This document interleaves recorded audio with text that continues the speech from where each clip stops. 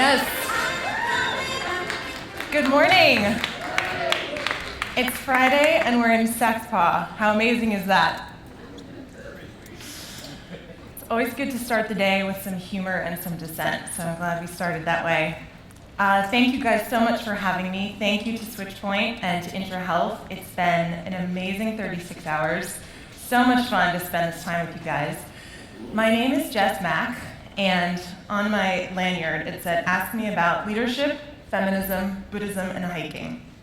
So that's me in a nutshell. Jeff? Jeff, give a second, don't keep working.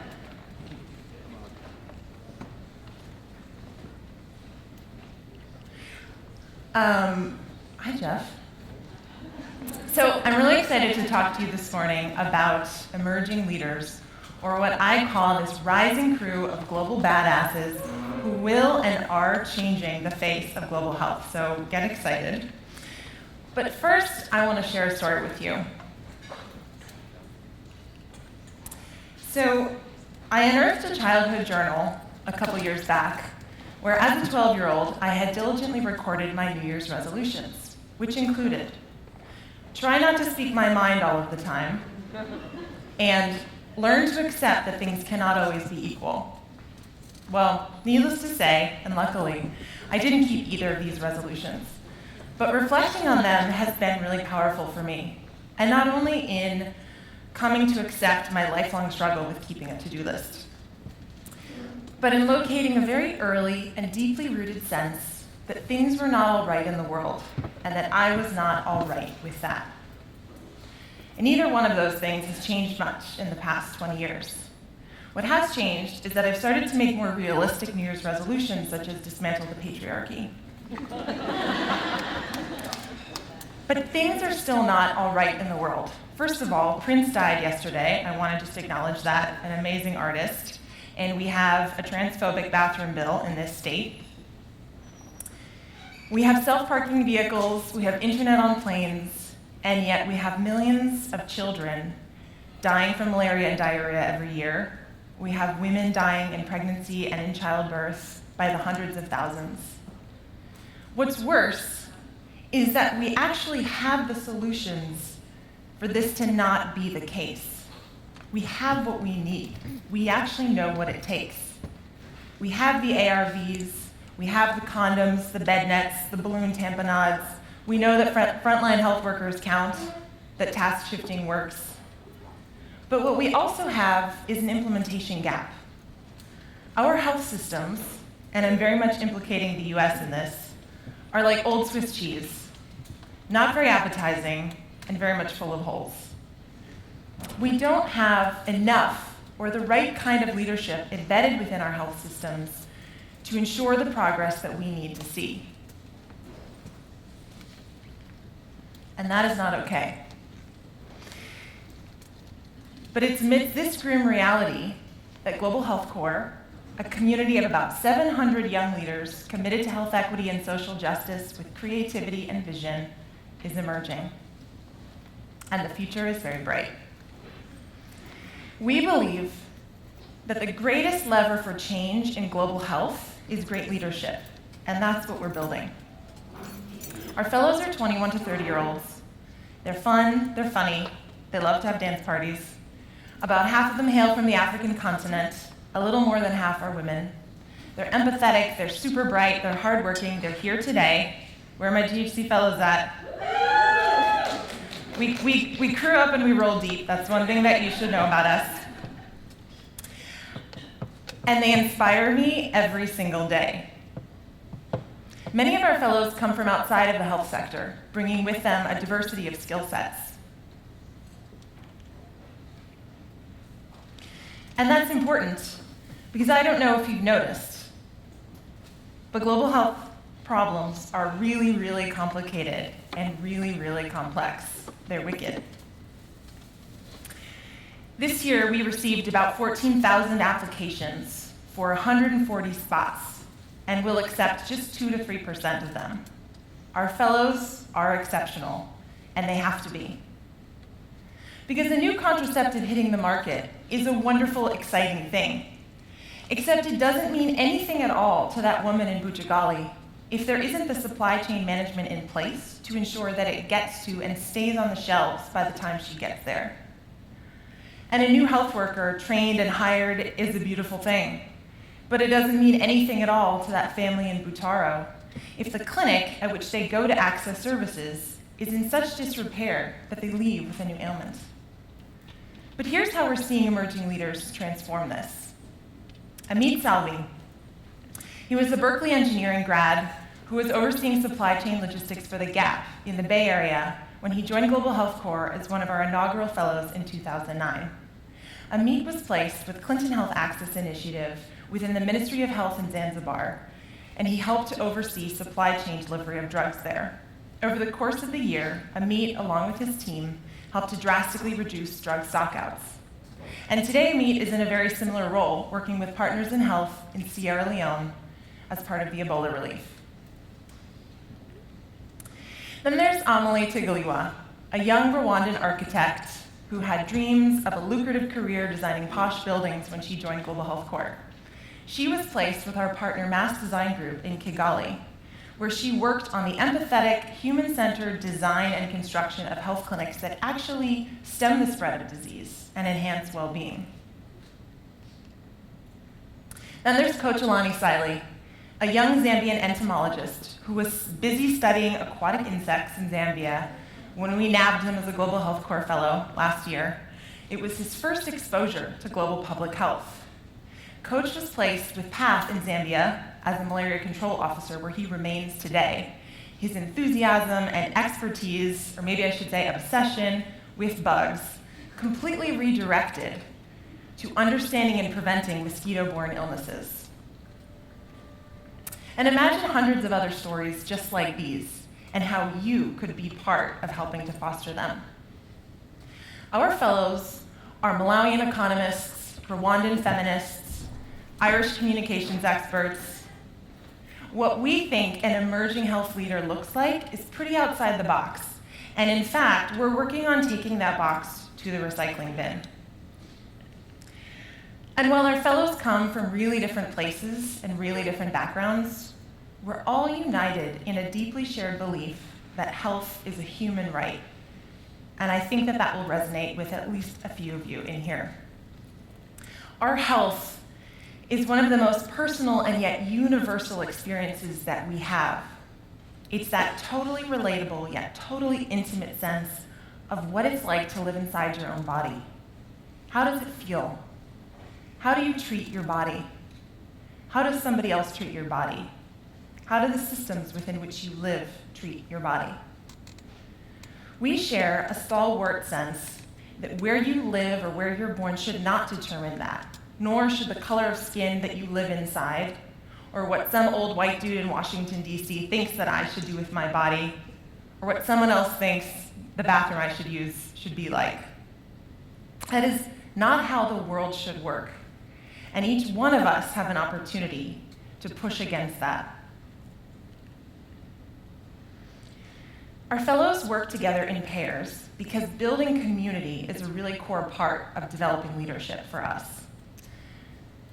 We work in the US, and that's an important fact I wanted to mention, in addition to 4 countries in Eastern and Southern Africa. Because we work on broken health systems, and guess what? The US has a broken health system.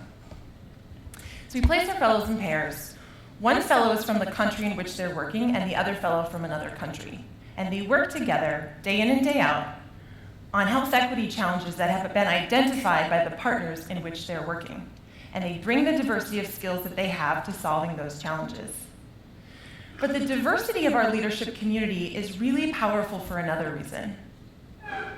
Because our fellows and alumni represent voices and perspectives that have historically been left out of conversations.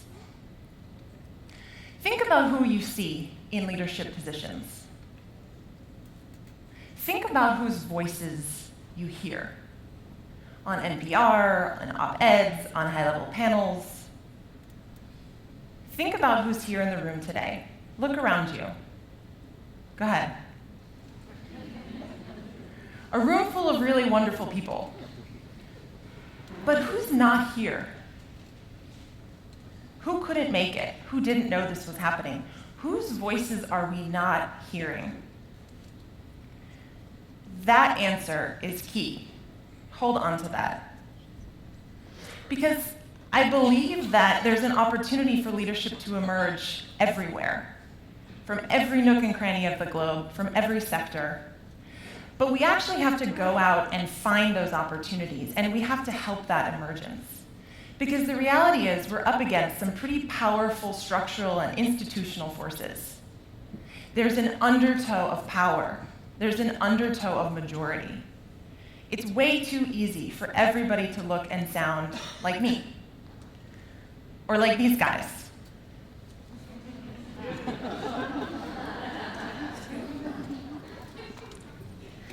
And that's why it's a beautiful victory when Becky Rakabukoza, one of our Ugandan fellows, delivers a TED Talk in Nakasera that's broadcast to thousands, and she talks about identity politics and storytelling and her experience as a Ugandan feminist. Or when our fellow Farnaz Malik delivers remarks to the 2016 UN Youth Assembly, her voice echoing out in those historic chambers in front of hundreds of important somebody or others. Or when our fellow Dina Nabwiri, Marielle's co-fellow, pens an op-ed that's published in Uganda's top paper decrying police harassment of women as a result of the country's so-called miniskirt bill. In my role with Global Health Corps, I have the great joy of working with our fellows and our alumni and helping them find, build, and hone their voices as advocates, perhaps the most precious tools that we all possess.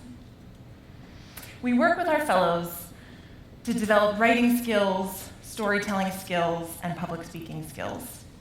To help our fellows understand the power of storytelling, we rely on the Public Narrative Framework by Marshall Gans. Many of you may be familiar. Marshall Gans is an American community organizer. He's at the Kennedy School, and he helped to pioneer this concept of storytelling for movement building. So Gans lays out a pretty simple formula for a meaningful narrative. You have the story of self, you have the story of us, and you have the story of now. Or who are you? Why are you here? And why does that matter to the rest of us? And what are you going to do about it? The world is a busy and complex place, teeming with wicked problems and 7 billion people. Why are you here? Why are you here? Literally, why are you here today? What moves you? Where are you going? What are you doing about it? Think about that, because that really matters. And in working with our fellows on the story of self, I've come to realize how transformative doing so is for emerging leadership.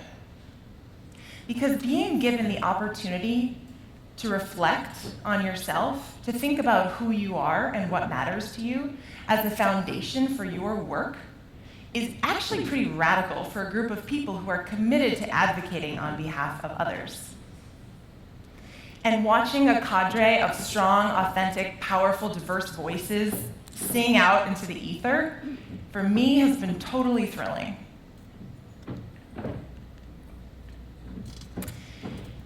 And in fact, a big part of me doesn't even feel like I should be here right now, that I shouldn't be here on this stage, that it should be somebody else who you might not have heard from.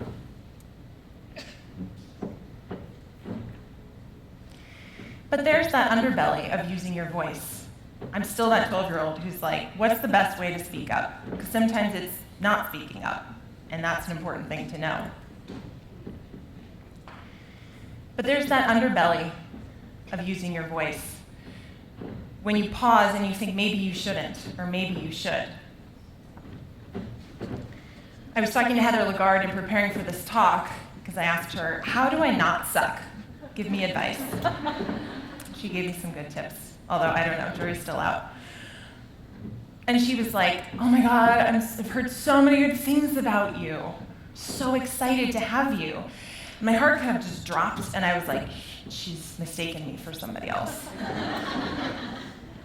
But you know what? It's okay to feel like that. It's okay to not feel like you're 100% credentialed for what you're about to take on, or that you totally know what you're doing. Especially for those of us, or those of you, who are navigating that undertow of power, it's important to acknowledge that vulnerability and yet still move intrepidly forward in your leadership. In fact, for us, embracing that vulnerability is a core part of emerging leadership. You know that phrase that sometimes we like to throw around, giving voice to the voiceless? I hate that. I absolutely hate that. Let's throw it out. Actually, maybe we can take it to the recycling bin. I feel like that's a more appropriate suggestion.